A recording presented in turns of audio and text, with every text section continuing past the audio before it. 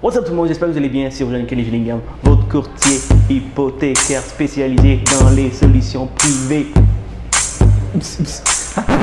J'espère que vous avez aimé le dernier épisode avec Monsieur Font. Extrêmement intéressant, extrêmement captivant comme épisode. Parle de comment le lead generation fonctionne. Comment attirer plus de clients en tant que courtier immobilier en ligne.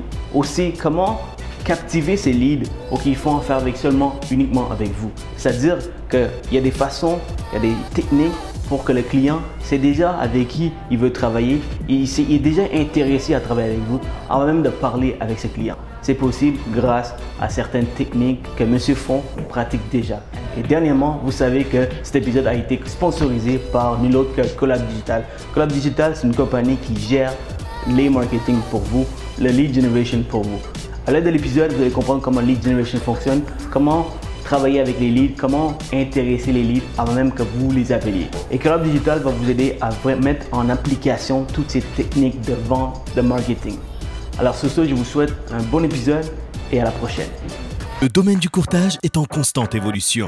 Dans une ère technologique où le changement est presque assuré et inévitable, il faut plus que jamais rester à jour et s'adapter aux tendances innovatrices de notre domaine. Vous voulez apprendre des meilleurs courtiers hypothécaires et immobiliers du Québec? Vous voulez devenir un leader dans le courtage? Voici le podcast qu'il vous faut. Les courtiers du Québec avec Roger Kenny Gillingham. Mais ça, c'est le branding en fait. C'est ça. C'est que tu te concentres sur le branding, comment brander ton Et non nom. le lead. Le lead, exactement. C'est pas mettre vraiment un super beau copywriting, pourquoi tu dois m'appeler, mais au contraire, toi, tu t'es mis devant la caméra, puis tu parlais un peu de ce que tu peux faire pour les investisseurs et tout. À un moment donné, cette personne-là te revoit, tu retarget, il t'appelle, en fait, c'est ça, right? Exactement. Fait que nous, on retarget sur toutes les plateformes. Fait qu'on on a plusieurs outils, on utilise, juste pour te dire, un outil, on a peut-être à peu près 300-350$ d'outils par mois juste à dépenser en logiciel. Là. Fait que, tu sais, c'est pas le même branding que le gars qui va dire « Ah, je peux te donner 90 leads ». Ça vaut rien, lead, parce que ces leads-là appellent tous les courtiers. Puis aucun des courtiers est assez intéressant. Il va acheter l'histoire du courtier qui croit le plus. Mais en réalité, c'est dur de closer ces clients-là. Ces clients-là, je faisais des leads, puis ça me prenait 3-6 mois avant de closer. Maintenant, les clients m'appellent, puis on close la même semaine. Je peux prendre l'exemple de la compagnie Apple. Oui. Tu connais Apple? Oui, je connais un peu, oui. Alors, quand tu vas acheter un téléphone Apple, tu regardes aucun autre téléphone, peut-être que tu vas être curieux de savoir qu'est-ce qu'il fait, peut-être qu'il est plus hot qu'Apple, mais tu vas quand même acheter Apple pour leur écosystème, pour leurs gadgets, pour tout ce qu'ils peuvent amener. Pourtant, tu sais qu'il y a des téléphones plus puissants, mais tu aimes tellement le produit que tu as fini par aller avec eux. La même chose, je peux prendre la même histoire pour toi, les gens qui te regardent, les choses, la façon que tu éduques les choses. À un moment donné, ces courtiers, il va dire, OK, ben, je connais pas mal plein de courtiers, mais il va aller avec Font parce que c'est super intéressant ce qu'il dit. Puis, tu as apporté un point qui est important avec Apple, je pense, c'est l'écosystème. Tu n'as pas besoin d'être le plus fort, mais si ton écosystème est plus fort que la moyenne, ça peut être intéressant. Puis, c'est juste pour te dire, dans mon écosystème, c'est à cause que j'ai un background en planification, j'ai un background en hypothèque. Tu sais, combien de fois que les courtiers se négocient après inspection, puis ils négocient d'une certaine façon, puis là, tu amènes le dossier chez le courtier hypothécaire, puis le courtier hypothécaire t'a dit, tu n'as pas le fait de même, c'est plus compliqué à soumettre le dossier. Tu comprends-tu ce que je veux dire? Parce que, tu sais, mettons, quand tu négocies après l'inspection, puis ça dépasse un certain montant que tu dois rénover, bien là, c'est un prêt avec rénovation, c'est plus compliqué. Ouais. Fait que tu rejoues d'une autre façon, right? Ouais. Mais les courtiers, en soi, sont pas conscients de ces affaires-là, fait qu'ils négocient au meilleur de leur connaissance, mais qui ne sont pas tant que ça, parce que leur négociation a un impact sur le financement ou sur d'autres éléments importants. Tu comprends? Fait que l'écosystème, c'est ça que j'essaie de convaincre mes clients, que mon écosystème est beaucoup plus puissant. Puis l'affaire, c'est que, allô à Joanne Taillon en passant, elle est ma partenaire, puis elle est un bel complémentaire à moi. Je suis un gars de chiffres, mais Joanne, c'est un ingénieur civil premièrement. Elle a 20 ans d'expérience en inspection de maisons, elle était spécialisée dans les maisons de centenaires. Fait que tous les vieux courtiers, là, la connaissent, tu comprends? Okay. Fait que là, nous, quand on arrive devant un dossier puis on a des problèmes, on n'est pas n'est pas supposée donner des avis, mais on est capable de dire que si le contracteur essaie de passer une vite à mon client, tu comprends? Fait que ça, c'est des choses que notre équipe est capable de donner, puis c'est qu'est-ce que je vends énormément à ma clientèle, parce que, comme je te dis, j'ai 2 clients, ceux qui veulent rien faire, puis ceux qui veulent tout, qu'on fait tout, puis ils connaissent ça. En montrant qu'on est capable de tout régler ça interne pour eux, c'est un gros avantage. Tu comprends? Nice. Fait que c'est ça que je vends comme concept. Je vends pas un produit, je vends vraiment une vue globale, un écosystème de mon produit, de mon service immobilier, mais je suis capable de superviser tous les champs qui est rattaché à la transaction, financement, placement. Je ne vends pas de placement. On ne se trompe pas là, je ne suis pas conseiller financier, mais j'ai l'expertise de discuter puis les diriger vers les bonnes personnes. Parce que souvent, les courtiers n'ont pas cette connaissance-là, puis ils arrêtent leur stratégie à la vente ou à l'achat, mais en réalité, tu ne peux pas l'optimiser en faisant ça. Tu dois agrandir tes horizons pour vraiment optimiser la transaction. Parce qu'il y a de la taxe, il y a de l'impôt, puis toutes ces affaires-là, les courtiers ne connaissent pas ça la plupart du temps. Bien sûr. Puis si tu vas aller en dehors, ben, va chercher les connaissances. Va t'informer avec un courtier hypothécaire comment que ça fonctionne, les ratios d'endettement, les taux d'intérêt, comment que les banques fonctionnent d'une banque à l'autre, ou un courtier hypothécaire qui peut pas mal te dire chaque banque qu'est-ce qu'il peut faire pour toi, les solutions alternatives, les solutions privées avec moi. Donc, inspection, engager un inspecteur, paye-le pour qu'il te fasse une formation à ton bureau pour qu'il puisse t'apprendre un peu comment que ça fonctionne ou regarder ou ne pas regarder parce que moi je l'ai fait. Oui. Donc ça c'est des choses que tu peux faire.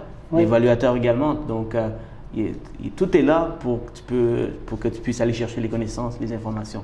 Parce qu'il y a beaucoup de monde qui ne le font pas parce qu'ils sont trop occupés à faire des cold calls. Exactement, tu as tout compris.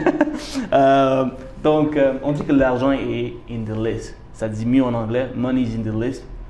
C'est-à-dire que souvent, les courtiers d'expérience, ils n'ont pas besoin de faire des cold calls parce qu'ils ont tellement travaillé leur base de données pendant des années et des années. Je sais que tu es nouveau, mais je suis sûr que tu as déjà mis en place un système. Qu'est-ce que tu fais exactement pour travailler ta base de données? Quel genre de système tu utilises pour travailler ta base de données? Ben, j'ai les lead generation, comme tu le sais. Ces lead generation-là, dépendant du type de produit, je suis capable de créer des campagnes assez spécialisées pour... mettons, si j'ai un Plex, je suis capable de créer une campagne de Plex pour aller chercher ma clientèle avant de la mettre à la propriété, puis aller chercher l'information. Puis, utiliser ce type de clientèle-là pour mousser ma vente. Pour te dire la vérité, c'est rare, ces clients-là vont être super intéressants, là.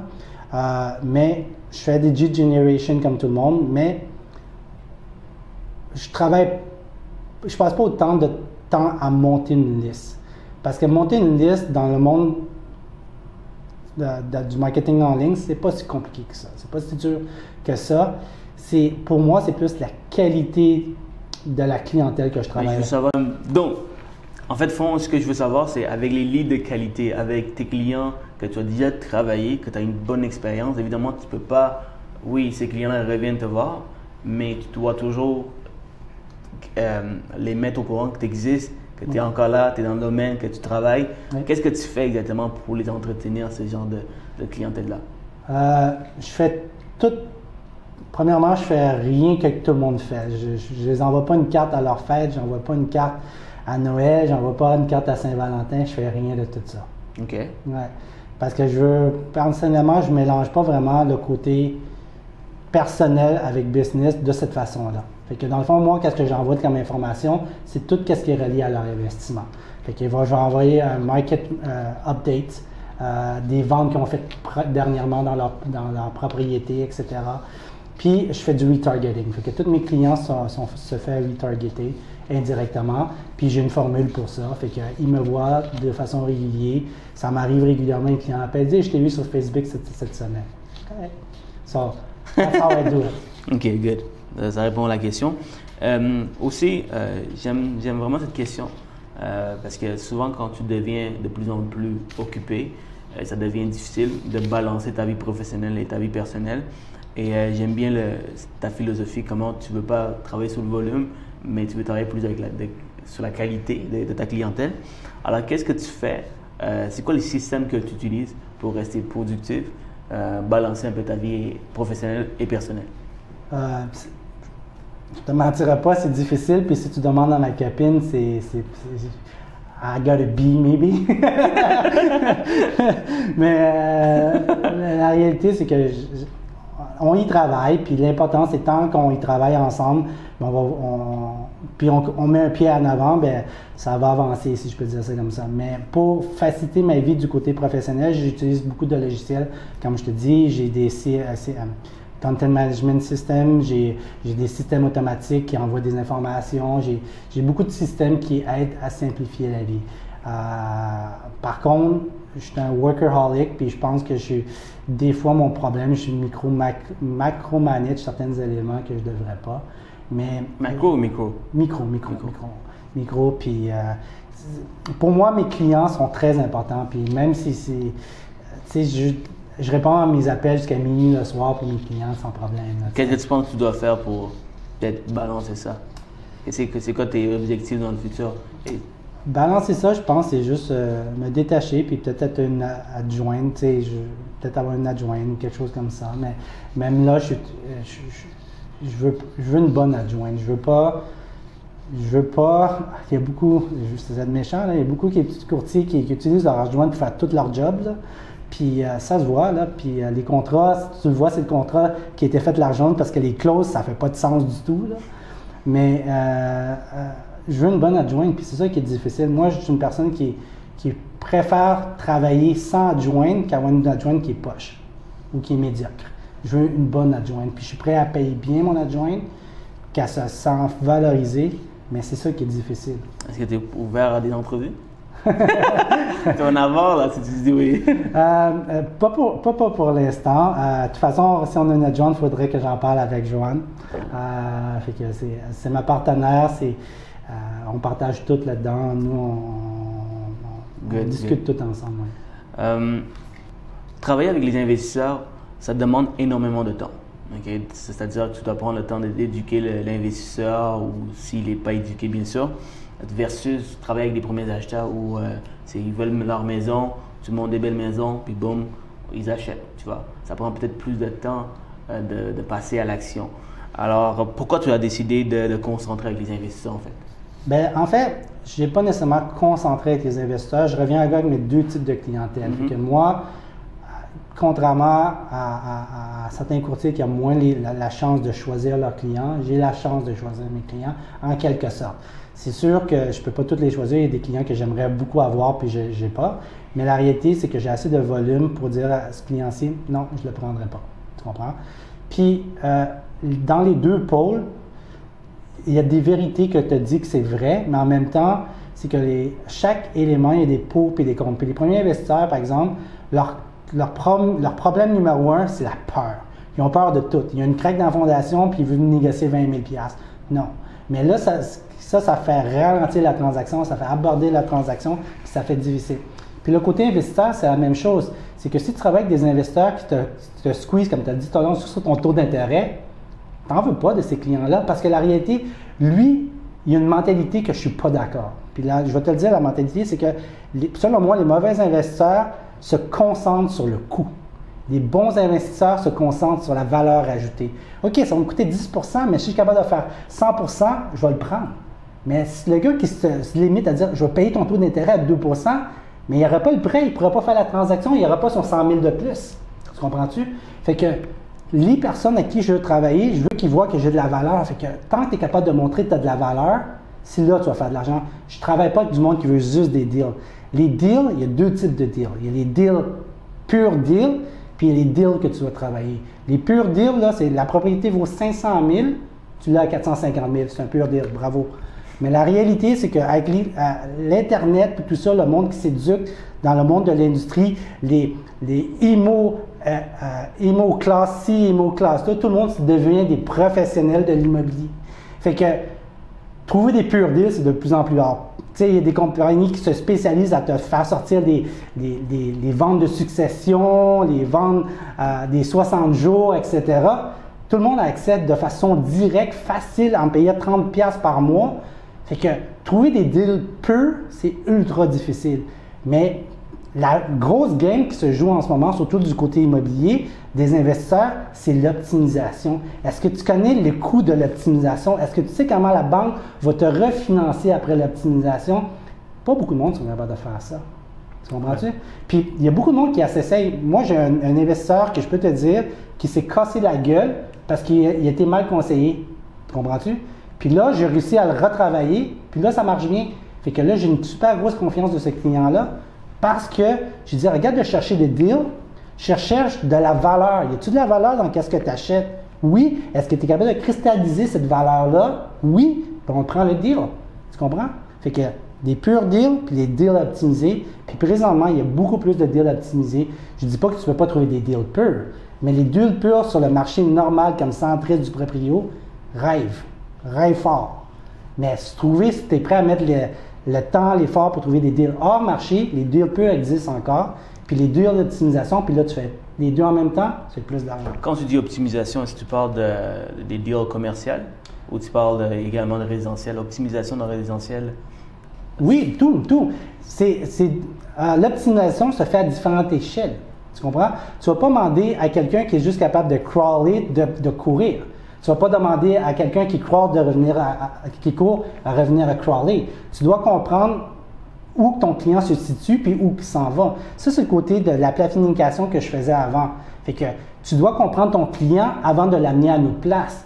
Tu sais, tu ne peux pas arriver là, puis le problème avec le monde de l'immobilier, c'est un domaine que c'est un peu dormeur. Tu sais, genre que tout le monde sont sur autopilote quasiment, tu sais. Je te fais une transaction, OK, on moitié-moitié, OK, on signe, c'est fini. Ça ne marche pas de même. Tu travailles pour ton client. Si tu es capable d'aller chercher toute la marge, tu vas chercher la marge. Tu ne fais pas moitié-moitié. Fait que l'optimisation, ça dépend. Genre, un client, en ce moment, on achète un duplex, puis il y a un bachelor en bas, puis on le convertit en 3 chambres. Il n'y aura pas une optimisation où que le cash flow va être positif, parce que tu sais, des petits plex, un cash flow positif après impôt, c'est quasiment impossible. Tu comprends? Surtout avec les prix qu'on paye en ce moment. Mais la réalité, c'est que l'optimisation pour ce client-là, c'est de se rapprocher le plus proche possible du cash flow positif. Puis aussi créer la valeur d'ordre du refinancement, de la valeur de l'équité, etc. Mais si je veux avoir un pur investisseur, mon optimisation, c'est que dans le meilleur des mondes, c'est que j'achète la propriété pour lui, on optimise les revenus puis les dépenses. Après, on refinance à la valeur économique qui lui permet de retirer toute sa mise de fonds et plus d'argent encore. Mais c'est 2 styles différents. Mais il faut comprendre le client avant de dire comment on l'optimise pour lui. Tu comprends? Il faut aussi avoir les connaissances. Exactement. Mais il faut savoir comment. La finance, les taxes, comment ça fonctionne, tu dois comprendre tout ça. Moi, j'étale tout ça pour mes clients, mais pour m'assurer que je ne dépasse pas ma capacité professionnelle avec mes titres, je vais suggérer aller voir un professionnel pour valider c'est pas un conseil, mais je dirais mes explications. Tu comprends-tu? Good, ouais. Fait que l'optimisation, je le fais autant pour les petits investisseurs que les gros. Puis là, avec mon gagon, je suis capable de dire, regarde, on va optimiser à tel niveau-là, puis c'est ça que tu vas être capable de faire pour ce triplex-là, versus l'autre qui est capable d'optimiser beaucoup plus. Tu comprends? Nice. Question sur toi, quand tu étais plus jeune, le jeune enfant qui commence dans l'industrie, dans le courtage, et si tu pouvais reculer en arrière avec toutes les connaissances que tu as, si tu pouvais lui donner un conseil, qu'est-ce que tu lui dirais pour que les choses vont plus vite? La réponse est simple. Cours pas après l'argent. OK. Cours pas après l'argent. L'argent va venir si tu es performant. Tu sais, moi j'ai commencé, à peu près, là ça fait 5 ans, c'est ma 5e année, j'ai commencé, la première année j'ai fait dur, j'ai fait 35 000. Le salaire moyen d'un courtier c'était 35 000. Tu sais, c'est 35 000 brut, c'est le salaire moyen au Québec d'un courtier. Ouais. On est 12, 14 000, je ne sais pas combien, on est nombreux. 35 000. C'est ça que j'ai fait. 2e année, j'étais déjà dans les tops de mon agence. Bravo. Mais la réalité, c'est que oui, tu peux arriver au top, puis il y a plein de façons d'y arriver. Puis je dis pas que les courtiers qui arrivent d'une façon ou d'une autre sont meilleurs ou sont moins bons. C'est toi de déterminer quel type de service que tu vas faire. L'analogie que je donne tout le temps, là, moi, je mange au McDonald's autant que je vais manger à un restaurant fancy. Ça va dépendre de ce que je veux. Tu comprends? Fait que si tu es un courtier qui veut faire du fast food service, tu vas avoir un courtier qui fait du fast food service. Si tu veux un courtier qui te prend la main, qui t'explique tout ça, ben va voir un restaurant, une personne qui va te donner ce service-là. Le problème, là, c'est que les courtiers vendeurs sont très bons, puis sont capables de donner l'impression du service que le client veut entendre. Puis c'est à cause de ça que je dis aux clients, magasinez les courtiers. Faites 1, 2, 3, je dis, magasine 5 courtiers pour trouver le bon courtier pour toi. Parce que la pire erreur que tu peux faire, c'est trouver le mauvais courtier pour toi. Parce qu'il y a des excellents courtiers, puis il y a malheureusement des exécrables, comme dans tous les domaines. Puis je ne dis pas c'est juste le côté de courtage, là. Dans tous les domaines, les docteurs, il y en a des excellents, puis il y en a des pourris. Ouais, mais la réalité, c'est que l'être humain est trop paresseux pour magasiner des points importants pour eux. Puis le courtage, je dirais, là, ils devraient le magasiner, c'est leur fonds de pension. Tu comprends? Wow, fonds de pension. Mot-clé. Une personne qui voudrait devenir courtier immobilier, c'est quoi les 3 meilleurs conseils que tu lui donnerais? Il y en a beaucoup qui nous écoutent aujourd'hui qui n'ont même pas commencé. Alors, j'aimerais ça que tu donnes tes meilleurs conseils pour lui qui commence. Qui peut-être il aime ta philosophie, ta façon de travailler. Trouve un coach, un bon coach. Un coach qui a une bonne, je dirais, éthique, une bonne éthique, puis une bonne formation, puis qui veut enseigner. Ça, c'est le plus important pour moi. Trouve un bon coach qui t'enseigne. Oublie les scams pour devenir riche vite, devenir les top producers. Ça peut marcher si tu suis le système. Je suis convaincu, je l'ai vu, je le crois. Mais la réalité, c'est que est-ce que tu dois te poser la question, est-ce que tu veux être un courtier fast-food ou haut de gamme, pas en termes de dollars, mais en termes de service. Puis à partir de ce moment-là, il n'y a aucun mauvais chemin. Si tu veux du fast-food puis tu veux faire de l'argent en faisant du fast-food, good for you. Mais moi, c'est pas ça que je voulais quand je rentrais dans le métier. Je voulais donner l'exemple que j'avais donné au début, faire une différence à l'étoile de mer, faire une différence pour mes clients. Parce que c'est ça qui me donne la chair de poule quand mes clients, je dirais, ils ont amélioré leur situation financière, puis ils reconnaissent. Puis c'est ça que moi, là, c'est qu'est-ce qui vient me chercher. C'est pas closer un deal d'1 million ou de 500 000, c'est mon client qui utilise mes stratégies, puis qui réussit, puis ils reconnaissent. Ça vient me chercher. Oui, je comprends. Les cold calls, c'est quelque chose qui est pas excitant pour tout le monde. Est-ce que tu en fais? Tu me disais que tu en fais un petit peu. Oui, j'en fais un petit peu. Je n'ai fait beaucoup au début de ma carrière parce que, comme je te dis, quand je rentre dans une nouvelle profession ou je rentre dans un nouveau domaine, j'essaie d'absorber ce que le monde me donne. Je l'essaye pour voir si ça marche pour moi ou pas ça marche pas pour moi. Fait que je l'ai essayé. C'est quoi les trucs qui t'amènent à certaines réussites? Bien, pour te dire, c'est que j'avais déjà eu un pre-coaching avant de venir dans ce domaine-là. J'ai travaillé pour Investor Group. Okay. Fait que Investor Group, dans les années que je travaillais, c'était une de leurs forces, le cold call. Ils faisaient énormément de cold call. Fait que je vendais un produit encore moins sexy, c'était de l'assurance. Ouais. Fait que si tu es capable de vendre l'assurance, tu es capable de vendre pratiquement n'importe quoi. Fait que j'ai fait du cold call en ce moment, puis j'ai haï le cold call jusqu'à quand j'ai pogné un bon coach. Un bon coach. La réalité, c'est que le coach a dit, quand tu appelles du monde, tu as l'impression que tu déranges. C'est ça la plupart du monde. Le monde n'aime pas appeler parce qu'ils ont l'impression qu'ils dérangent. C'est vrai. Mais parce que tu vends de la BS. C'est à cause de ça que tu es inconfortable de vendre. Tu vends de la BS. Tu comprends? Mais la réalité, c'est que si tu réalises qu'est-ce que tu es capable de donner comme valeur ajoutée, bien, tu es fier de le vendre. Tu es fier d'appeler et de dire « Hey, monsieur, je suis capable de vous rendre mieux. » Tu comprends? Puis c'est ça qui a fait le gros déclic entre être confortable de faire un cold call puis pas faire un cold call. Fait que ce coach-là m'a appris ça. Puis à partir de ce moment-là, j'ai appris avec beaucoup plus d'aisance. Puis c'est comme ça que je suis venu, je dirais, meilleur. Je ne suis pas un pro, mais je suis très confortable de le faire. Si ma vie en dépendait, là, je pourrais faire du cold call 40 heures semaine sans problème. Tu comprends? Mais ma stratégie au départ, c'est de travailler mes clients pour que j'arrête des cold calls. C'est un peu comme le gars qui est dans l'immobilier. Je vais travailler fort jusqu'à quand que j'ai un parc immobilier qui me fait vivre.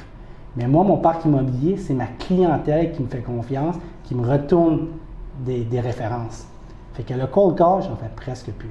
J'en fais pour trouver des deals, j'en fais pour closer des deals qui sont plus sur le marché. Et le truc, c'est être tellement confiant dans ton produit, donc tu augmentes tes chances de réussite. Absolument, tu l'entends, tu sais, combien de personnes, tu sais, moi je peux te dire que quand le monde m'appelle, puis ils me font du cold call sur moi, je les écoute, puis je les teste. Je veux voir comment ils sont bons, je veux voir leur technique, tu comprends? Puis je peux te dire, ceux qui sont super bons, là, ils parlent comme si j'étais son meilleur chum. Mais le monde, là, qui sont sur un script, puis on sort du script, oh, il sait pas quoi dire. Puis c'est ça, je coach à le monde qui veut faire du cold call. Prends pas le texte, apprends à écouter, puis à répondre à qu'est-ce que tu entends. C'est ça le meilleur cold call que tu peux faire. Le script, là, tu peux dire n'importe quoi, mais si tu écoutes le client, ça va marcher. Nice. As-tu des conseils pour un courtier qui se demande quelle agence choisir? Oh! C'est quoi? Ouais, what's ouf? Ouf! Là, c'est pour te dire encore, est-ce que tu veux une agence fast-food ou tu veux une agence de service? Moi, pour te dire la vérité, quand j'ai gradué de l'école de l'immobilier, j'ai interviewé 16 agences. 16 agences? 16 agences. Oups, si voilà, excusez. Je travaille comme tout le monde, je veux juste le fermer. Ça, tu peux le garder, ça me dérange même pas. Mais j'ai interviewé 16 agences. Parce que, comme je te dis, coach, super important. La structure est super importante pour moi. Je voulais une flexibilité dans la structure. Parce qu'en bout de ligne, tu te brands. Hein? Tu peux travailler pour une grosse bannière, puis toute la marketing que tu fais, tu brands sur cette compagnie-là. Mais Century 21 sont assez flexibles que je peux me brander de la façon que je veux, en autant que j'ai de l'autorisation, si je peux dire ça comme ça.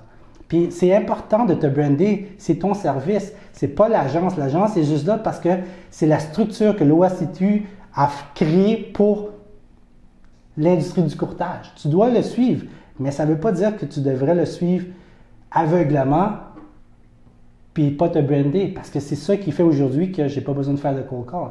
Si je brandais Century 21 seulement, ben je suis nobody aujourd'hui. Tu comprends? Fait que le conseil, là, oh my God, comment je pourrais te dire ça? L'exemple que je disais, interviewe 5 courtiers minimum avant de l'engager. Interviewe au moins 5 agences parce qu'il y en a de toutes les couleurs. Puis je peux te dire, il y a des agences que je ne toucherais même pas avec un 10-foot pole, comme on dit. Puis il y en a d'autres, là, qui sont très bons. Ils sont très, très, très bons. Tu comprends? Fait que, puis l'autre affaire, un mythe que je vais vous dire, là, les courtiers, là, they don't do a favor hiring you. You're doing a favor going with them. Je vais le dire en français, excuse-moi, je suis trilingue, fait que des fois mon franglais sort. Ce que je dis là, c'est que la plupart de ces agences qui sont très orientées vers l'argent, ils vont vous dire, ils vous font une faveur de vous engager. En fait, c'est vous qui faites une faveur de travailler pour eux, pour vous dire la vérité, parce que sans vous, ils ne font pas d'argent. Fait que rappelez-vous de ça. Votre force, là, c'est vous. Je te laisse animer parce que ça a l'air de bien faire ça. Non, mais la réalité... Non, c'est bien. Parce que tu vois, toutes les agences, je vais te faire une faveur, tu peux venir travailler pour moi.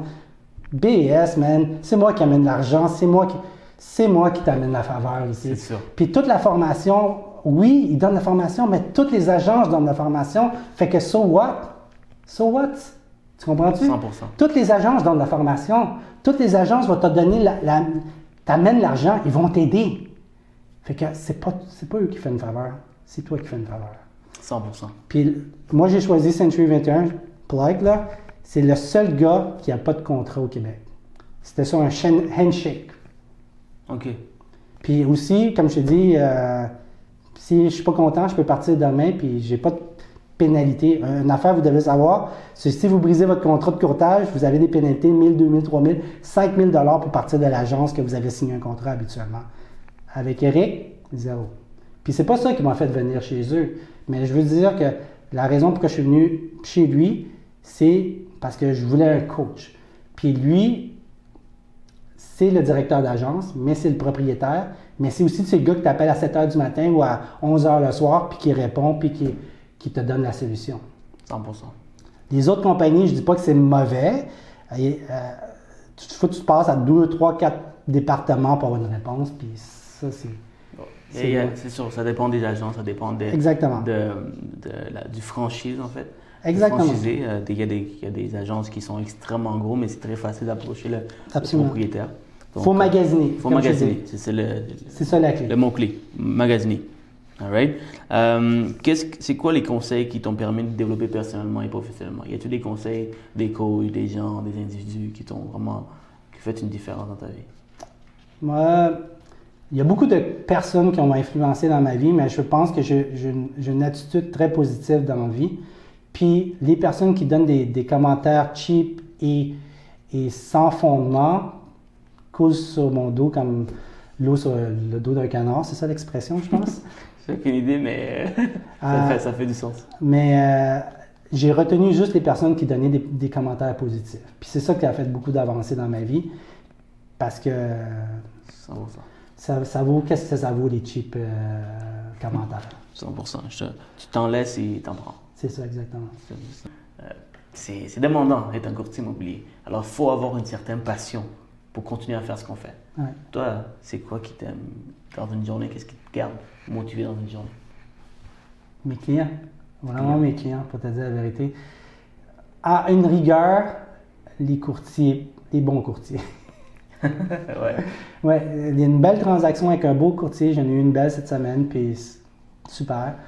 Mais sinon, après ma barre, du côté professionnel, mes clients, c'est ça qui me permet de leur répondre à 7 h le matin ou à 11 h le soir. C'est que je fais une différence pour ces clients-là, puis ils me valorisent au même point que je les valorise. 100%. Y a-t-il une citation que tu aimes?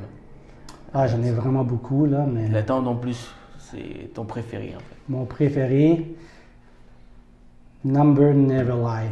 Women lie, men lie, numbers never lie. C'est un, guys. Mais c'est une expression, ça. Ah oui? Ouais, c'est une expression. Dans le fond, moi, je dis tout le temps number never lies. La longue expression, c'est number never lies, woman lies, men lies, number never lies.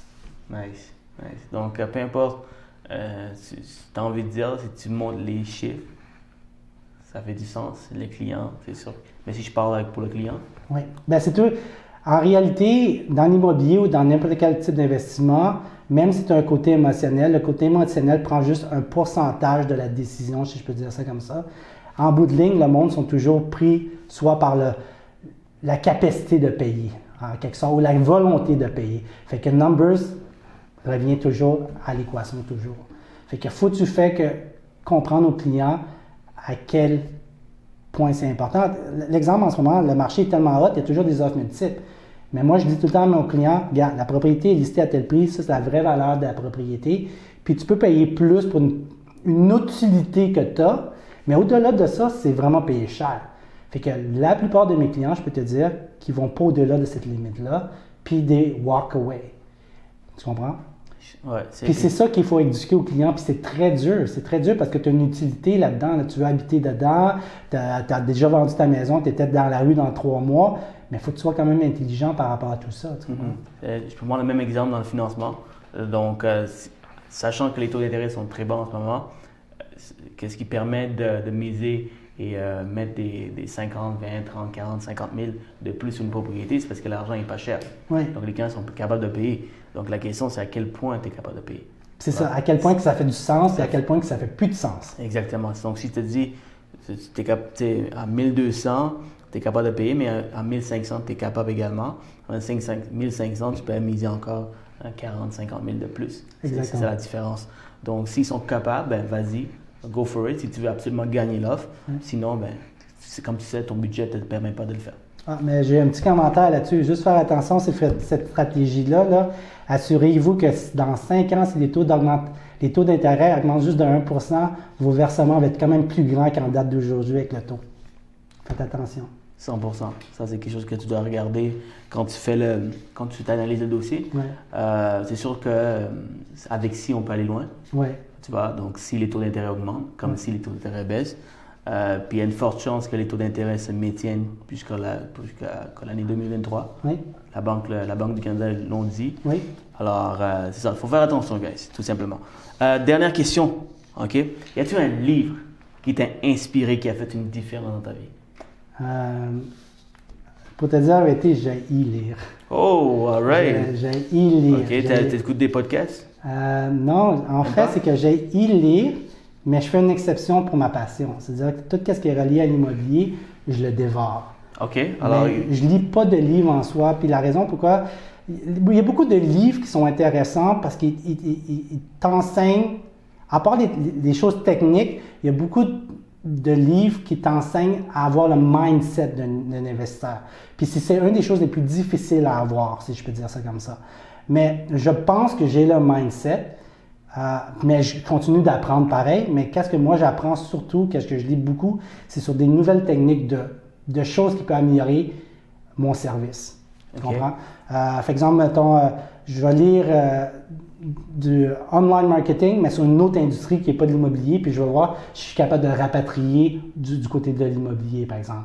Je vais faire, regarde, un exemple très concret, faire les comparables. Les 3 comparables, habituellement, que l'école va t'enseigner, c'est les comparables par pied carré, les comparables par coût de construction ou de remplacement, puis le 3e, c'est les comparables normales. Mais avec mon background en finance, en économie, il y a 2 autres méthodes que j'utilise pour valider mes calculs. Tu comprends? Fait que c'est plus ça que moi j'aime lire. J'essaie de trouver des points d'autres industries que je peux amener, d'autres façons de faire de d'autres industries. Fait que je ne me limite pas à écouter juste de l'immobilier. Je peux écouter n'importe quoi que je pense que je peux peut-être l'utiliser ou le lire. 100%. Puis j'aime bien ce que tu as dit. Puis présentement, je suis en train de m'éduquer sur l'astrologie. Alors, tu sais, pourquoi une personne qui est née de telle date fait de cette façon. Puis c'est des choses que l'astrologie, en passant les amis, ça peut s'apprendre, ça peut être appris. Alors, tu sais, quand tu connais l'astrologie, tu peux carrément comme être super intéressant devant la personne, juste en sachant la date de naissance, tu vois. Souvent, c'est utilisé dans les dating, puis tu peux connecter avec le client grâce à ça. Donc, ouais, c'est vraiment bien. C'est comme stratégie. Merci. Yes, donc on a fini. Merci beaucoup. Merci. Merci beaucoup. C'est vraiment, vraiment intéressant. Je pense que les courtiers ont beaucoup appris aujourd'hui. C'est notre philosophie, notre façon de voir les choses. C'est pour ça que je voulais t'avoir aujourd'hui et je regrette vraiment pas. Merci pour m'avoir invité. Ça fait plaisir. All right. Donc, pour les gens qui veulent te contacter, on va te laisser tes coordonnées juste en dessous. Donc, est-ce que tu acceptes du mentorat? Est-ce que tu fais ça? Ben, je fais pas de mentorat en fait. La chose que je fais, c'est que dans mon service, je fais de mentorat. Dans le fond, la première étape que je fais avec n'importe quel client, c'est avec une conférence Google ou Zoom, quelque chose de même. Puis on fait une interview à double sens, c'est ça que je dis. Dans le fond, eux m'interviewent pour voir si je suis bon courtier pour eux. Puis moi, j'interviewe pour voir s'ils ont la bonne, je dirais, pas la façon de faire, la bonne attitude pour que je les coach. Je veux pas quelqu'un qui dit non à tout, mais je veux quelqu'un qui soit ouvert et prendre une décision. Puis c'est qu'est-ce que je recherche.